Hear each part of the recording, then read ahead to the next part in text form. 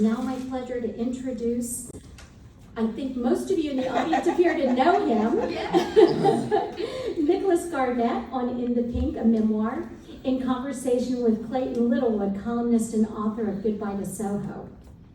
So Nicholas Garnett is a freelance editor and executive producer of the Miami-based live storytelling series Lip Service, True Stories Out Loud.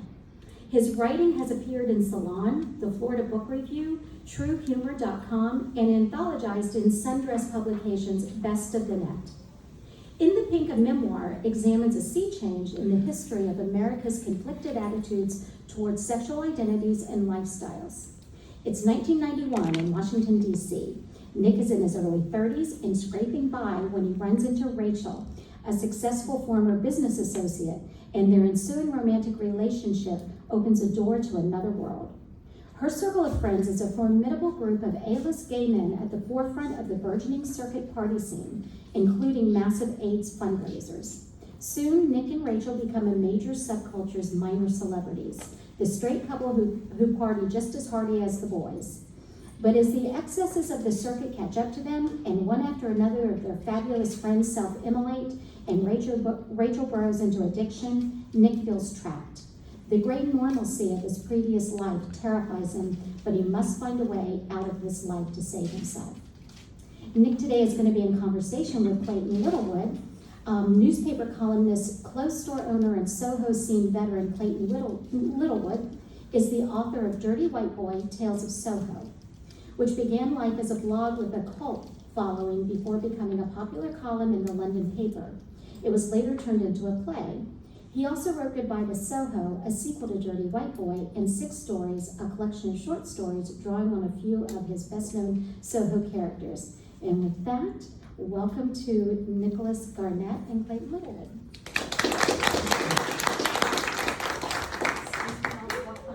Okay. Hello everybody, thank you all for coming. So my name is Clayton Littlewood. So before we start talking about the book, we're just going to talk for a couple of minutes about how we met.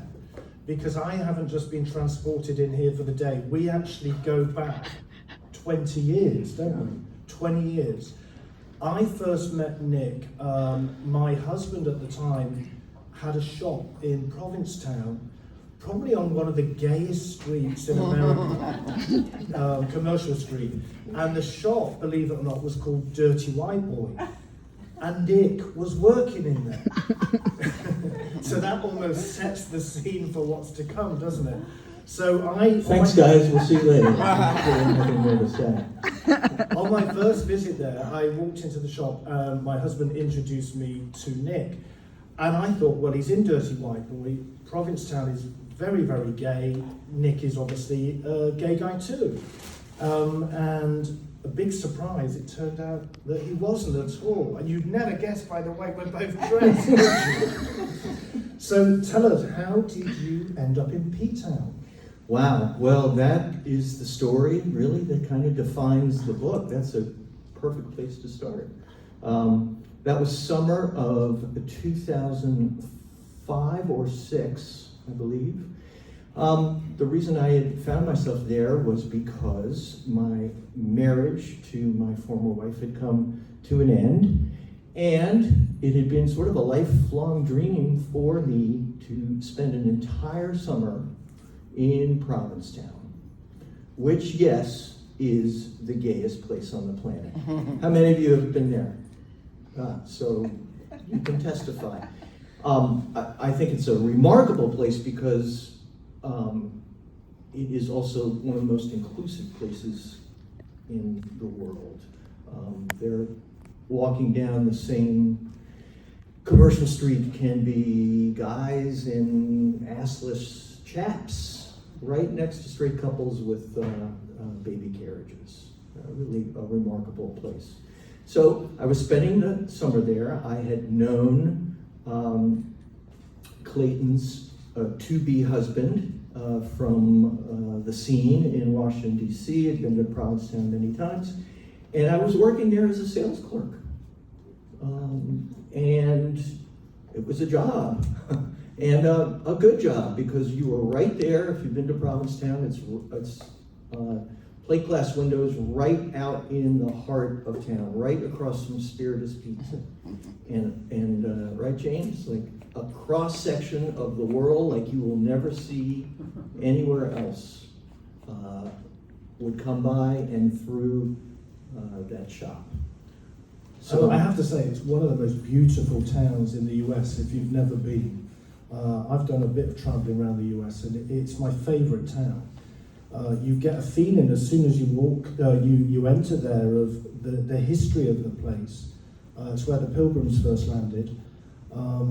And it's art everywhere, isn't it? It's art galleries, writers go there to seclude themselves and write for the winter months. And it's a very hard to get to spot, isn't it? It's right at the end of the tip of Cape Cod. But yeah, it seems very apt that you would end up there, a writer, the gayest straight guy ever. I would in between customers, I had my little laptop there, and I would write my memoir, which then was just really sort of taking form. I knew I had lived a life that was unconventional and was unusual.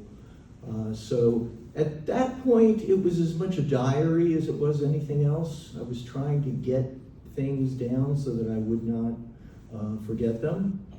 And it was only after that I moved to Miami and began to actually assemble what would become In the Pink. So let me take us right back now to the beginning of the book, and one of your first excursions onto the gay scene. And coincidentally, I was around there at the same time, so I really related to this book because I was partying in Miami in the 90s. So all the places that he's talking about and all the drugs he's taken, I thought, oh my God, yeah, I relate to that. So you were going to places like Salvation. So this is, strangely, we're not far away from where all this happened. So we were partying in Liquid, that was Madonna's girlfriend's club at the time. Salvation and Paragon, yeah, and Warsaw, which was one of the first big places that you went to, wasn't it? So tell us first of all about Warsaw, what it is now, and then I think you're going to do a little reading about Warsaw, aren't you? Now this was just off Washington Street, wasn't it? Just off Washington Avenue. Washington Avenue, Yeah. Still very much there, and I'm so sad to report that it is now a Senor Frogs, which says more than I could ever possibly say about South Beach. But a little context about how I ended up at 12th Street Beach is that I was at a point in my life where I was really feeling lost, and I had decent jobs, and I was playing drums in a wedding band, and everything was okay. But I just had this vague sense, maybe some of you have experienced this, that there had to be something more than this. It just had to be. And I had no idea what it was. But I had this sense. So I met a former work colleague, Rachel in the book. I've changed everyone's names for reasons that are pretty obvious, I think, if you read it. And it was supposed to be a catch-up drink after work. And 10 days later, we were living together. And she had ditched her very serious boyfriend of 7 years. And so this is a little bit out of maybe a film noir, where the guy is sort of brooding at the bar, waiting to see what's going to happen next, who's going to come along. And it turns out it was this woman named Rachel who introduced me to this other world that I had no idea even existed. And I did not find it alarming or off-putting, just the opposite. I found the men that I met through her, and all of her friends were gay men, all of them. I found them smart, accomplished. I envied the hell out of them. I call it genvy, gay envy. I'd become afflicted with it as a straight guy. So very quickly she introduced me to them. I felt like I had found a place in the world where oddly enough, where I belonged. And she had a vacation planned to Miami Beach with her ex. And we came to the point, it was right before Thanksgiving, in fact, right about now. So let's go back to 1991. Some of you aren't even old enough to do that, but if you can transport yourselves back to 1991, Miami Beach, and here's a bit of what I saw and experienced. Before you start that, let me just set the scene for the 90s, for the gay scene in Miami. Back in the 90s, Miami was the in place to go for gay men. It was sun, it was drugs, it was sex, it was, for gay men back then, it was a paradise. It was the #1 destination for gay men, wasn't it? Yeah. And it had a very, very vibrant gay scene, and clubs and bars and restaurants. If you walk down Lincoln Road back then, it's not like that now, but if you walk down Lincoln Road then, it was about 80% gay men and models and celebrities. I mean, it's completely changed now, unfortunately. So I just wanted to set that scene before you talked about walking into Warsaw, which was one of the big venues. And that's great context, Clay, actually. And the other thing to realize is that we are smack in the middle of the AIDS epidemic in the early 90s. The drugs that would change that didn't come along really until the mid-90s and beyond.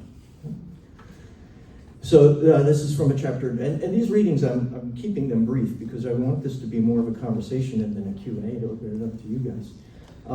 Boy Beach. We stood at the edge of the beach at Ocean Drive at 12th Street, and for as far as I could see in both directions, bright umbrellas lined the pale sand, set under multicolored kites, which hovered above, and lifeguard stands sprouting odd and jutting angles.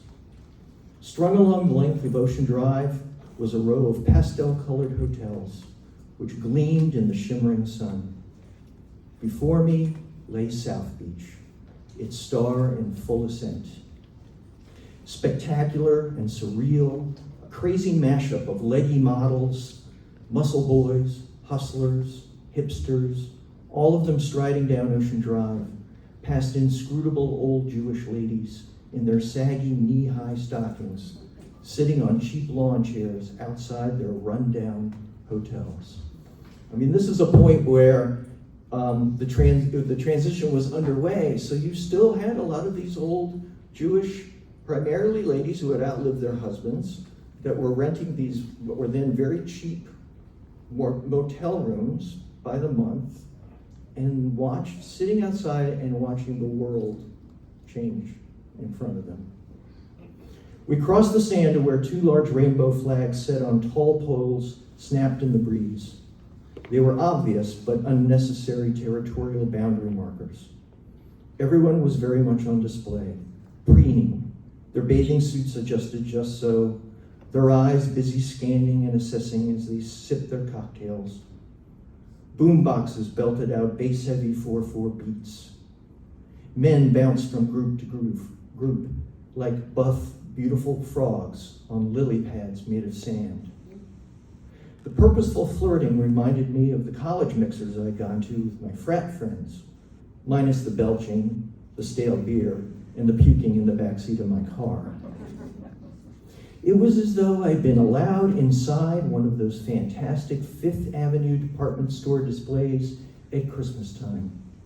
I felt out of sorts, but not out of place. So 12th Street Beach back then, because I was there about the same time, and I have this one memory of being on 12th Street Beach, standing up, looking around me, and as far as I could see in either direction were just gay men, but the most beautiful gay men you'd ever seen. Everybody was really working on their bodies back then. Some of it was chemically enhanced. But I remember thinking at the time, this is of its time. I will probably never be in a spot again where I'll see so many gorgeous half-naked men again. And it was of its time, wasn't it? This was a period, as Nick mentioned, when gay men thought they were going to die. So they came to Miami for one final flourish, one big party. They think that, well, if I'm going to die, I'm going to go out with a bang. And a lot of them cashed in their pensions, they sold their properties, they handed in their notice at their jobs, and they partied all summer. And so in one way, it was a celebration of life, but in another respect, there was this undercurrent of sadness, wasn't there, on that beach? Sadness and loss, and this is one of the central revelations, I think, in my story here, is that most of this was going over my head. I was there with my wife. We were meeting these incredibly welcoming and fun people. We were going to these nightclubs and doing these drugs, and we were just having a blast. And either by luck or timing, many of our friends were, if they were sick, their sickness was under control. And so there's a revelation later in the book where a friend of mine sort of tells me what I missed about all this, but I'm going to hold off on that. We're trying to walk you through here the beginning part of this story where my eyes are just wide open with wonder. The Warsaw Ballroom, now Senor Frogs. Let me just give you a quick description of what this place is. There's a character in here, his name is Hector, very famous AIDS researcher at the time. His nickname was the Cha-Cha Doctor of Chelsea, because as serious as he at 33 or 4 years old, he was the director of St. Vincent's AIDS Clinic in New York. This was a guy that had it all in terms of his career. And anyway, so he has taken us to this place called the Warsaw Ballroom. The Warsaw Ballroom was pummeling music, green lasers knifing through gray smoke air. Air as thick as axle grease, charged energy, manic, primal, sexual, so strong it hummed through me like voltage. We stood halfway up the staircase to the VIP lounge, surrounded by hundreds of sweaty, shirtless men, a smattering of barely dressed women, and a few very striking drag queens. The vestiges of the Deco-era ballroom Warsaw used to be survived in the fluted marble columns that divided the space and the enormous gilt-rimmed mirrors above the bar. Other than that, there was not much to connect the place with its past. People danced on anything and everything that would support their weight, including shoulder-high black boxes, on top of the bar, across a stage, on massive speakers. It was frenzy, like standing on an outcropping of rocks, surrounded by a torrent of whitewater rapids. Hector, who just returned from the dance floor, was soaked with sweat. He put his arm around me. Having fun? I motioned to the dance floor. Not as much as they are, I said. Well, he said, it beats the alternative. Which is, I asked, sitting home and wasting away. I looked around at the crowd, buff and beautiful. I said, they sure don't look sick to me. Hector gave me a look that told me he knew better. He said, get on disability, find a cheap place in South Beach, and then keep on partying until you can't. My experience with AIDS had been limited to my mother's friends. I remembered her friend Jean-Claude lying in the hospital, shriveled and wheezing and dying. Rachel leaned over. You ready? She asked. Ready? I said, louder than I intended. Ready for what? She looked puzzled. To go in. Where? I asked. There's nowhere to go. She said, we didn't come here to watch other people have fun. I had counted on the purple pill Rachel had slipped in my mouth an hour earlier to break the ice, but I felt nothing.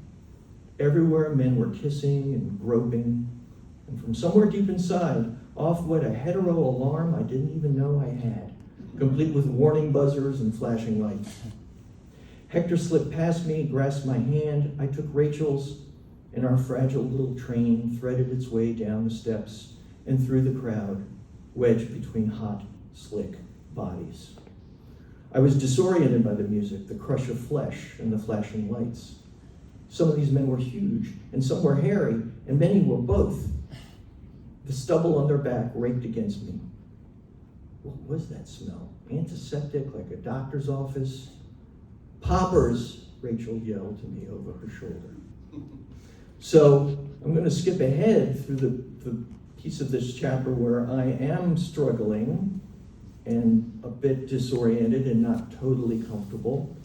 And there's a description of a very talented drag queen trio in here that actually does Sinatra and does a pretty damn good job of lip-syncing Sinatra, the Trailer Park Trio. And so after that, I turn to Rachel to tell her, hey, I'm actually having a good time in here. Her eyelids had drooped to half-mast, as if she'd just woken up and might drift off again at any moment. Her pupils were dilated, shifting her mahogany eyes to solid ebony. I touched the side of her face. It was warm and dewy. She grinned, but it was small, crooked, goofy, not the big splashy smile I was used to. She tugged at the bottom of my shirt. I let her slide it over my head, then tucked the shirt in the waistband of my jeans, just like everybody else. As soon as I did, a large hand attached to a hairy forearm reached over my shoulder. I could easily have pulled away, but I didn't. The hand stroked my chest just before vanishing as quickly as it had appeared. I smiled and caught Rachel's knowing, conspiratorial grin. She was so beautiful, unguarded. Warm, glowing waves passed between us. She rubbed the sides of my waist, kissed me on the lips, and leaned her head on my chest. I dropped my chin to rest it on the top of her head and relaxed, letting the warmth wash over me, feeling her flow into me. Someone leaned their broad, muscular back against mine, and we moved together in small, rhythmic, synchronous circles. Immense, relentless swells of euphoria pulsed through me, flooding my brain, my body. Everything else made sense now, as if I'd been gazing into a shattered mirror which had suddenly been reassembled. The Warsaw Ballroom and everyone in it was throbbing, surging with life, full of heat and music and muscle and sex and smoke and sweat. I was part of it, and now it was part of me. Thank you very much for that, Nick. If we're talking about this scene, it wouldn't be quite honest of us if we didn't mention all the drug taking. So this was back in the 90s. Gay men, as I said, a lot of them were partying in Miami, thinking they were going to die. Maybe it was the last 6 months they had left. The irony was they found that they were still alive after 6 months, and they'd sold their property, handed in their notice, combination treatment came out, and they were like, oh my God, what am I going to do now? I've given everything up and I'm going to live. But back then, there was this feeling that this would be your last summer. So gay men took that as a sign for them to go out with a bang and party to an extreme that I haven't seen since. So the drug taking was off the scale. I remember being in Miami with friends who were HIV positive and just being quite scared of the excess of drug taking. I was no saint, but you know, I always felt my mum was on my shoulder saying, okay, stop it now, go to bed. But Nick, I want us to talk about that excessive drug taking, because you were part of that group who were pushing themselves right to the limit. A lot of them never survived that and never found a way back out of that. We were very lucky that we're still here to talk about it. But I would like you to talk to me about those limits that you were pushed to. It's true. And I guess the truth is when you're inside something, a scene, a relationship, a world, gradually what would be from the outside feels so extreme and over the top, gradually becomes your normal. And we had a home life. We had a sort of normal average, we were running a business, but in terms of recreation, this is what was happening. And, you know, you could push yourself then, in my 30s and 40s, I couldn't do it now, but you could push yourself in ways using those drugs where you just did not have to stop. And then layer on top of that, something that was, again, kind of going over my head, but a sexual energy. You know, I used to sometimes try to put myself in your place.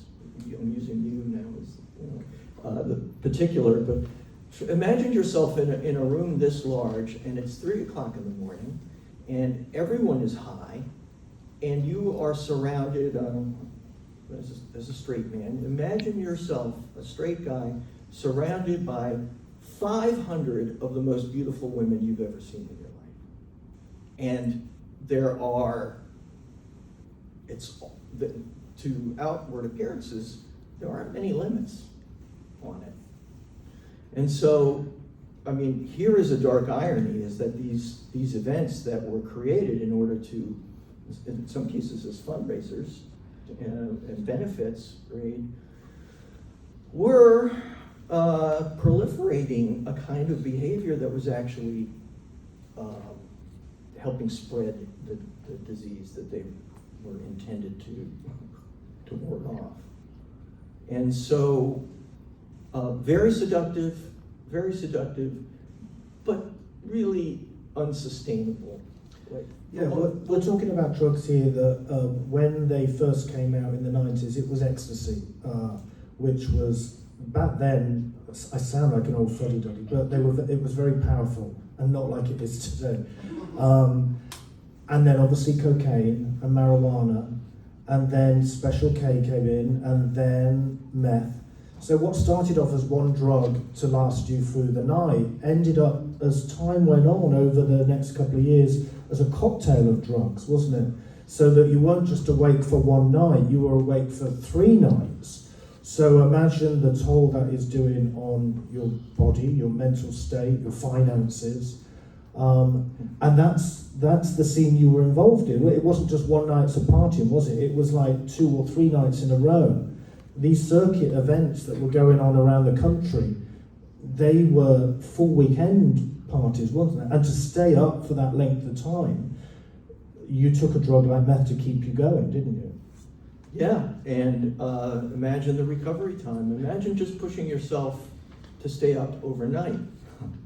Multiply that times 3 now, and the crash could be horrifying, often was.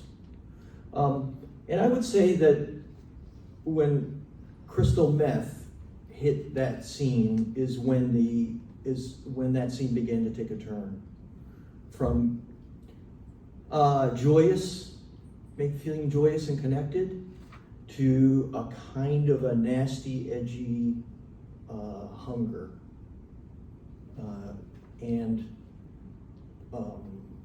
I have an example here. The story turns in a place in Fire Island. I don't know how many of you have ever been to Fire Island. Fire Island is many different things. Listen, before we get onto Fire Island, because we're going to move on to that, I want you to tell us about the scene that you were involved with, because we start off in Miami, but Nick very soon became a professional straight gay man on the gay circuit scene, traveling all around the US, didn't you? So tell us about that, and then we'll move on to Fire Island. Okay.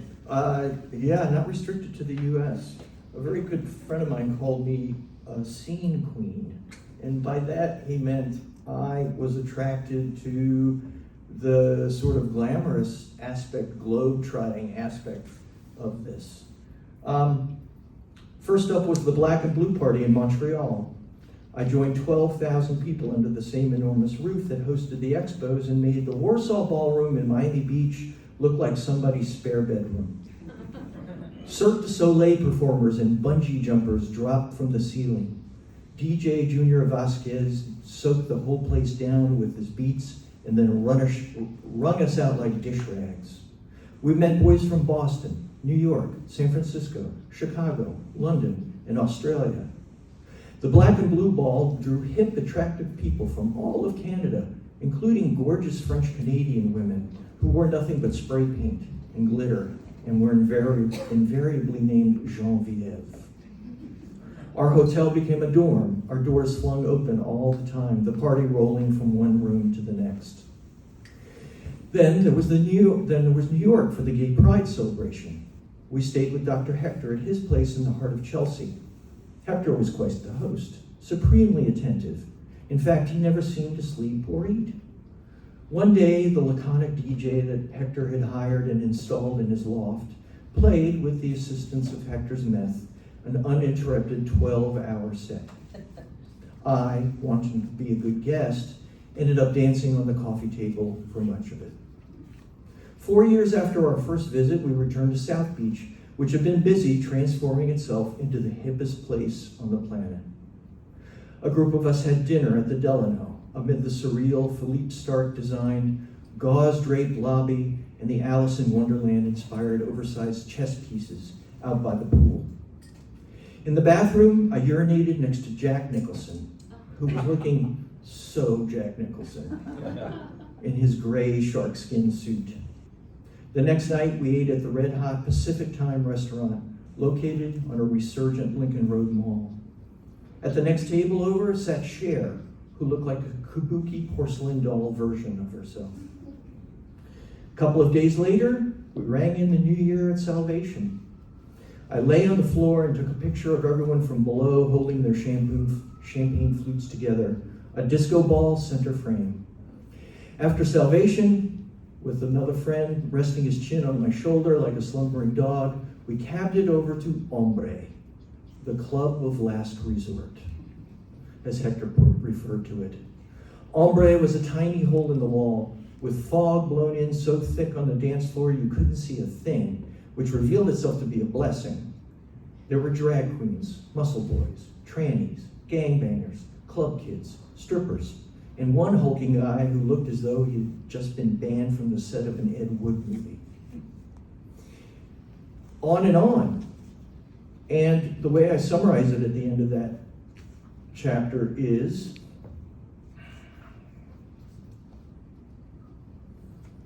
all I needed to do, here I am, I'm sort of struggling with myself, wondering in retrospect, like, where did I think all this was headed? Like, what was next? The truth was I had no idea what was next, and nor did I really care. As proof that the benefits of this lifestyle were immediate and substantial, all I needed to do was ask myself the same question Ronald Reagan had posed to the nation in his 1980 presidential campaign. Was I better off now than I had been 4 years earlier? I had substituted a life filled with self-doubt for one brimming with confidence, of self-pity and meagerness for self-indulgence and plenty, of isolation for inclusion, of denial for decadence, and anonymity for a kind of celebrity. For the first time in my life, I felt as if I belonged, but I could not have answered the question, the obvious follow-up question. Belong to what? This was not a lifestyle that was conducive to introspection. Had I spent more time thinking about my life rather than burning through it, I might have realized that I didn't have a clue where things were headed or about what might, or more importantly, should come next. At the time, none of that mattered. All I knew was that against the Busby Berkeley spectacle of my life with Rachel and the circuit, presented in its widescreen, Technicolor, Panavision, Smellorama, Cinerama, Mamma Jamma, 3D, glow-in-the-dark, multi-story, IMAX format, the rest of my life had been about as engaging as a faded black and white snapshot. So I'm going to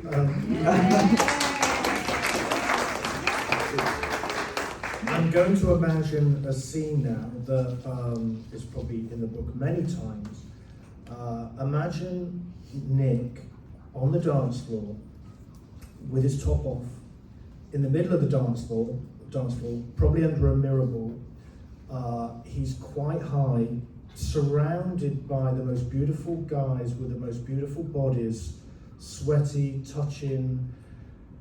Did you ever? Hold on, let me get it. Did you ever, in those moments of Immersion. yes, I was trying to think of the right word. Did you ever have feelings of questioning your sexuality, given you're in that position, guys are touching you, fondling you, you're high as a kite? What was going through your mind? Oh, if you were only a girl. I mean, honestly, I wish it had been otherwise in many ways. Although, like I said, I don't think I could have been that immersed in the scene and been hiding these feelings. I call it hardwired straight.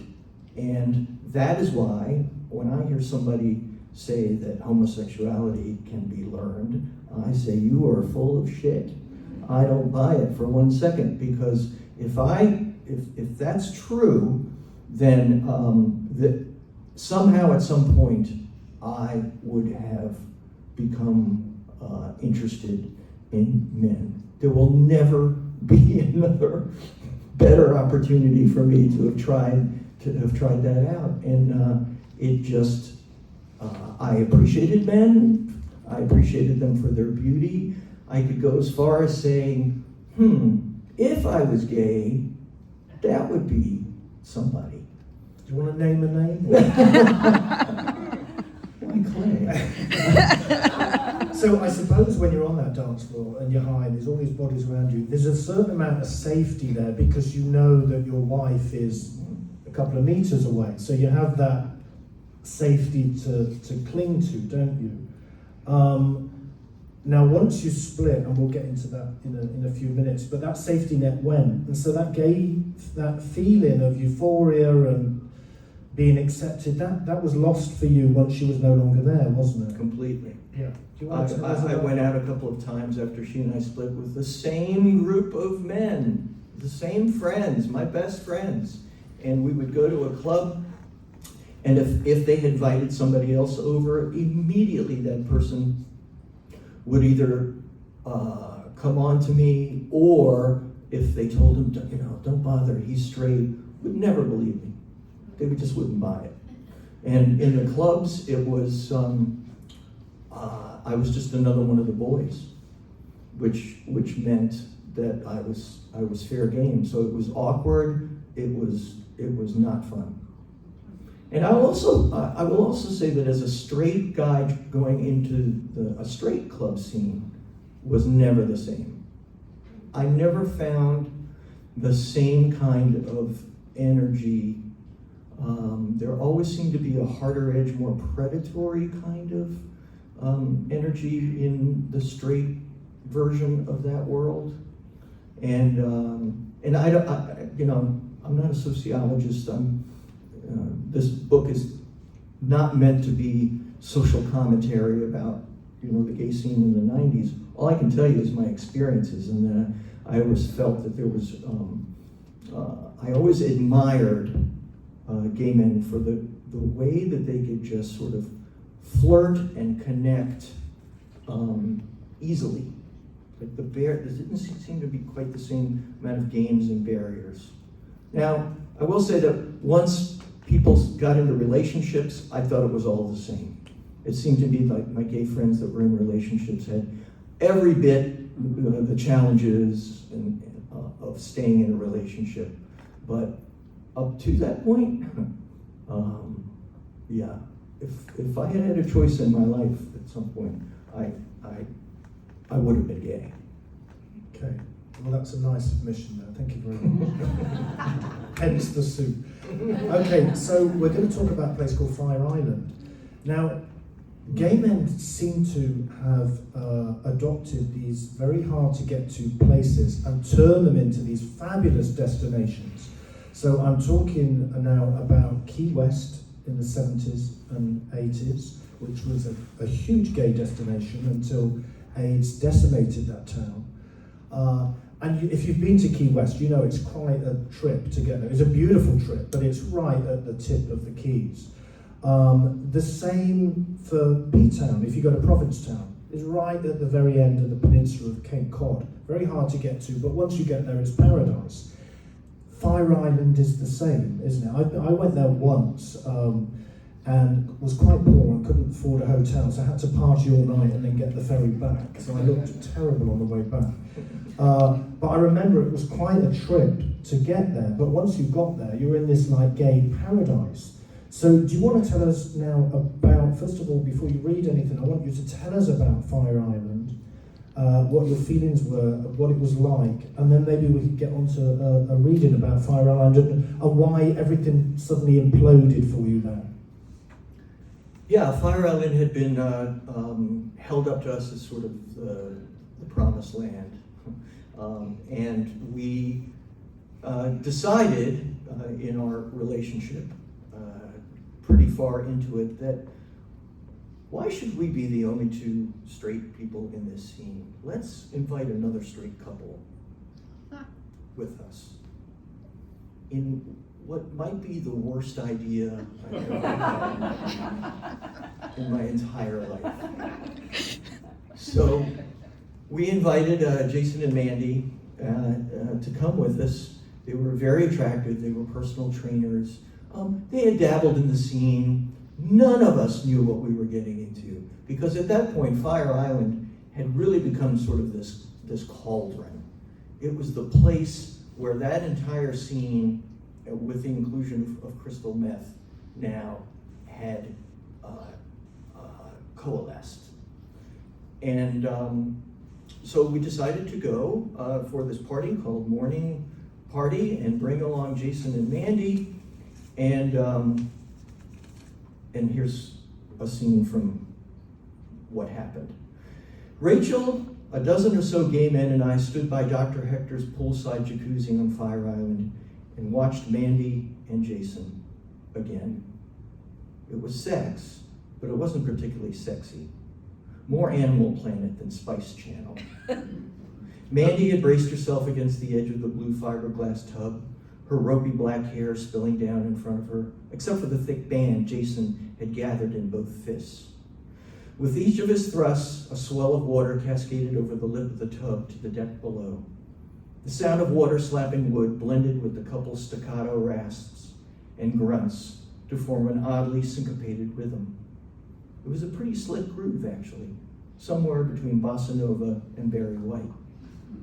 The faces on the men gathered around the couple were rapt, and who could blame them?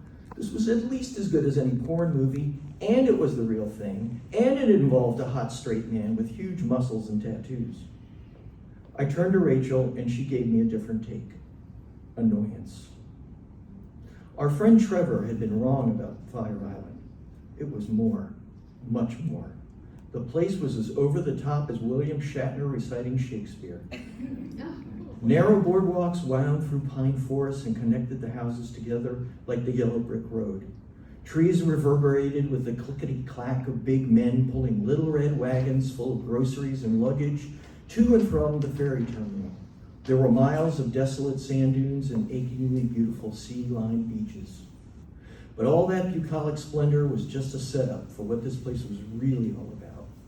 Bug-eyed excess, where summer share set you back the cost of a 3-bedroom Rambler in Paducah.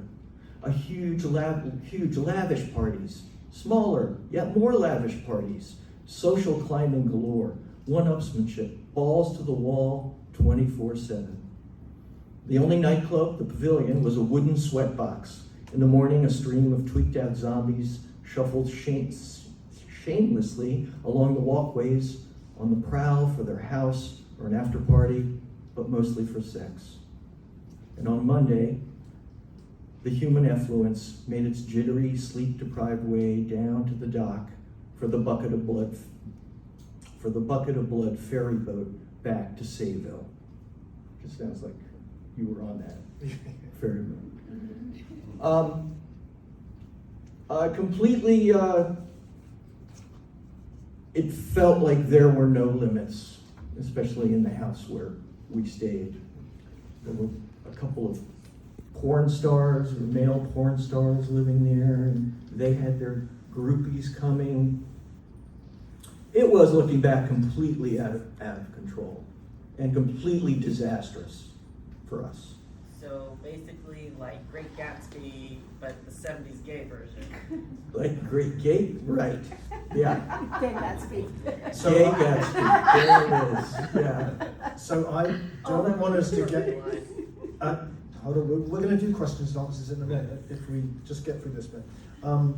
I don't want to talk about how things imploded because you'll read that in the book when you buy it on the way out, and that's something that I think we should save for that. But what I do want to talk to you about is your journey in writing to get where you are today, because this has been a book that has had a long journey to get there, hasn't it? So can you tell us about that, the ups and downs of that, why a memoir, and how difficult it was for you to write a memoir? So if you just talk about that whole book process and the journey to get where we are today. I came out of that life in 2004, divorced, moved to Miami. I had a few chapters written. I opened the newspaper one day and saw that there was a writing workshop in a place sponsored by the Miami Book Fair, which I had never heard of. And I called the number, and I was connected to someone named Lizette Mendez, who is today the program director of this entire operation. And then she was still teaching creative writing courses. In fact, she would teach the last one she would ever teach. I was in it. And I had a few chapters written, and she gave me some good feedback, and I needed a job, and so she said, hey, we could use some help there. And so for the next 10 years, I worked for Miami Book Fair. I was writing this on the side, and at some point she said, you really ought to consider getting an MFA in creative writing. And I said, are you nuts? I'm about to be 50 years old. I haven't been back to school in 25 years. That's not going to happen. She said, you really ought to think about it. There are a lot of good writers here, and we have a good program. It's right in our backyard.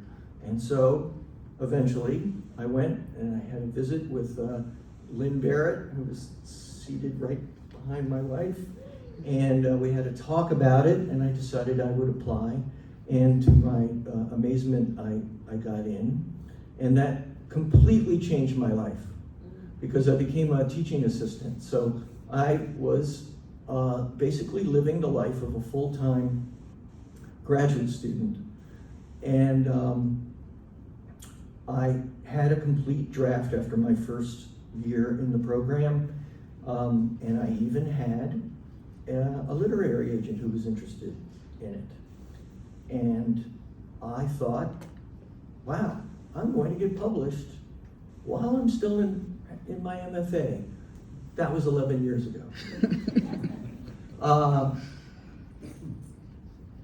The other person who's extremely influential in that part of my life is also sitting in the room. Les Standiford is the chairman of the creative writing program. He was also my thesis director, which means that he read an earlier version of this, and never gave up on the story. And I did.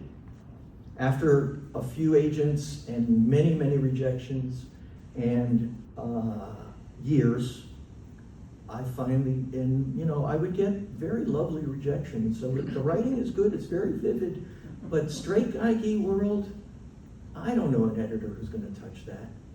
I just don't. And that was how it would go, year after year after year. And Les continuing to pave the way for me with various people, never giving up. I went on, I wrote a novel.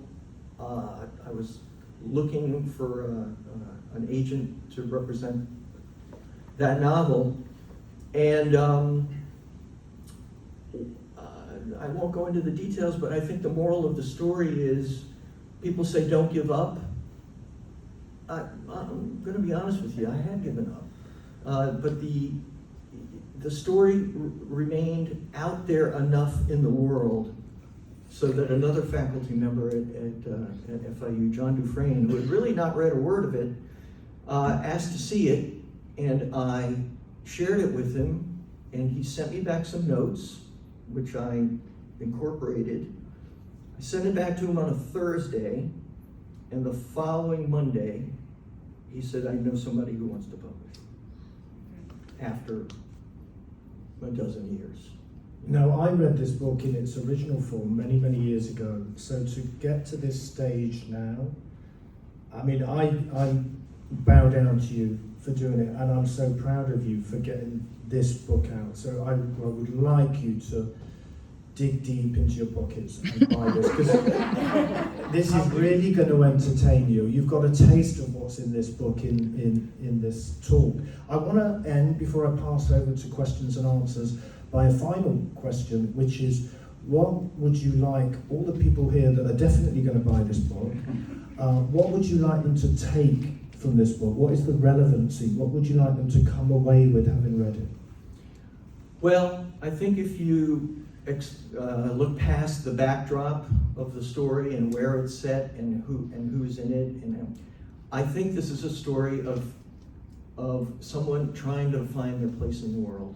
And I don't know of a more universal story than that, because I don't know anyone that hasn't wondered about that or sought to find their place in the world.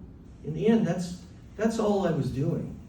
I was doing it in a very unusual setting, a very intense setting. The other thing I have to say is, for you writers out there, particularly if you're doing memoir, that scene that I just read that takes place in Fire Island with Jason and Mandy in the hot tub and goes on from there into considerably even more extreme behavior. I read an essay based on that at a live storytelling event called Lip Service. The founder of Lip Service is here, Andrea Askowitz. An incredible event. The night I went on to read that story, I remember clearly telling her, I said, hey, this story will guarantee that I stay single the rest of my life. Nobody who's going to hear this essay and those events are going to trust a dude ever to hear that. In the audience that night was my wife. And what it was that she saw that made her be able to approach me at the after party, I'm still trying to wrap my head around it, but I am the luckiest man in the world that she did, because the things that I was looking for, I have found. So there we have it. If you're looking to get married, get your memoir. Put in sex, drug taking, threesomes, and you will find your partner. I want to open this up to the audience. I think the gentleman had a follow-up question there. Can you tell us a bit about your play? Oh, play, yeah. Well, the reason me and Nick get on so well is, apart from our history, we've both written memoirs. So I did one called Dirty White Boy Tales of Soho, about a shop I had in Soho. And then I did one called Goodbye to Soho. And I was doing a book reading very much like this, and a producer was in the audience and said, you should turn this into a play. So I turned it into a play. I just kept all the dialogue in, and I was doing the book reading with a friend of mine who's an actor, and he was doing all the voices when we were doing the book reading, and I narrated it. So his producer said, I'm going to put this on in the West End, and you're going to be in the play. I said, well, I can't be. I've never acted in my life. But anyway, so kind of very, I don't know how it happened. I ended up on stage with my friend who's an actor doing a show in the West End based on my book. So it wasn't planned. It was the most nerve-wracking experience of my life. I lost a couple of stone. I spent half the run on the toilet. But I look back on it now and I'm quite proud of it. So, because it all happened very accidentally. And that's why, I totally relate to Nick's memoir, because, I know how difficult it is to write a memoir, because you're putting all of yourself out there for praise, for criticism, and the best memoirs are the ones that are uncensored, that you put everything in, and people are either going to love you for it or they're not going to like you for it. You're going to get good reviews and you're going to get bad reviews. But they're the books that I relate to the most, and that's why I very much relate to this one of Nick's. Clay's book is really extraordinary, by the way. Goodbye to Soho. I highly recommend it. Yes. This gentleman over here. Hi. Obviously, raise my voice. I don't know if you're going to record an audiobook, but you should. You got a great radio voice. Oh, well, thank you. I have a question. So, Yeah. Over the years, has your opinion changed, and have people's reactions to you changed as far as you're welcome here because you're with one of us, or this is not a space for you? Have you ever questioned whether you should be in some of those spaces? I don't have an opinion either way. I've seen those opinions have changed over time. I just wondered if you had any thoughts about that, or did you see trends there? I wouldn't say that I saw trends. I mean, most of this book ends 15 years ago. And I have an epilogue that sort of catches people up on what happened to me and some of the characters in the book. But I would say that there's a pivotal point in the book. It's the point at which I have a friend of mine that tells me, when I first met you, I resented the hell out of you. I thought that here I was with a lifetime of guilt and shame and fear, having to grow up for that, and finally I get old enough, I get part of this circuit scene, which is to me is like a fuck you to the world. Look how fabulous we can be. And into that world, after all that pain and death, strides this straight guy, and bellies up to the bar and says, "Hey, this is fun." I was oblivious to that. And but when I heard that and thought about that, I realized that he was right. And it wasn't even so much about sexuality. It was the dues that I hope now in the next, it's been a generation since I finished this. I hope that I'm seeing that adolescents and children who identify themselves as gay or queer or whatever it's called have less of that to go through these days. I realize that that's not universally the case, but I hope as a society we have moved past that. And it's taken, do we need a circuit anymore? I mean, it still goes on, these parties still happen, but I haven't been in many years, but I bet you it's not the same. And it shouldn't be the same, because it doesn't have that specter of death and shame underneath it. It's, the straight world has co-opted a lot of these trappings of that, the rave scene. Same drugs, same kind of music, a universal spirit, this trying to connect with whatever you want to call it. So it's out there, but I'm happy to see what I see, with my students and people who are in their teens and 20s now, that maybe they don't have to go through that horror. Must have been a horror. Thank you. Any more questions? Yes, sir. Sorry, Kristen. I haven't got my glasses on. Sorry. Only a gay guy wouldn't think that Kristen was a guy. I know. I can only see the front row without my glasses. Thank you both so much for that. It was really engaging. I first met Nick through lip service, and for the record, I did not find a spouse.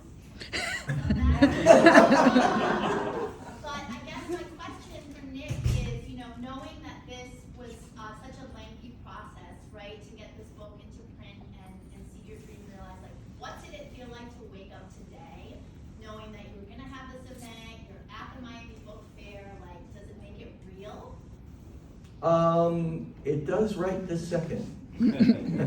Yeah, looking out here, you know, at these faces, many of whom I've known for a long, long time, going all the way back through this process. Yeah, it feels real now. I also got my first critical review, you know? So I know that there's a lot of that headed my way, and I'm you know, I'm ready for it. I know where it's going to come from, and I know why.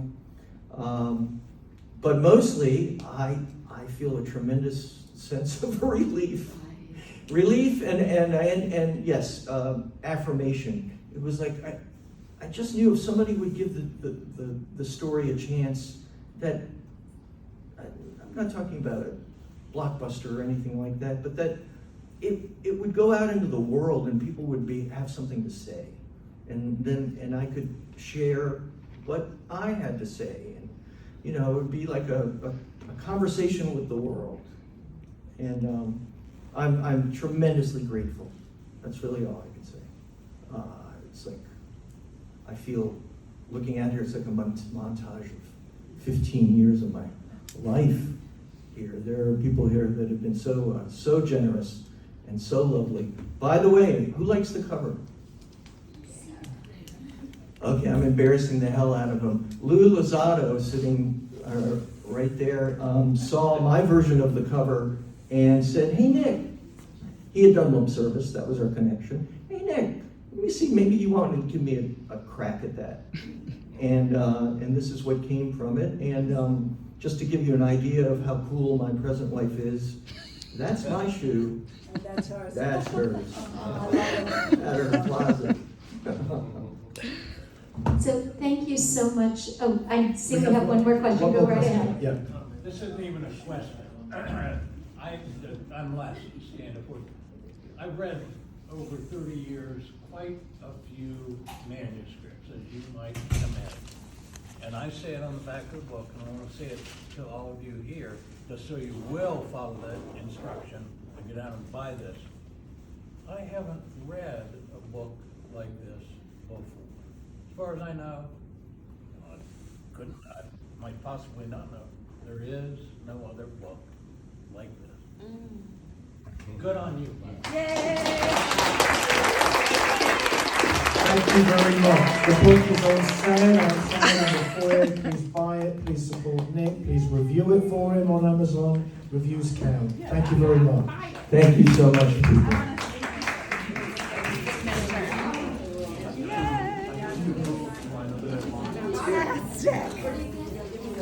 Next printing, they need those.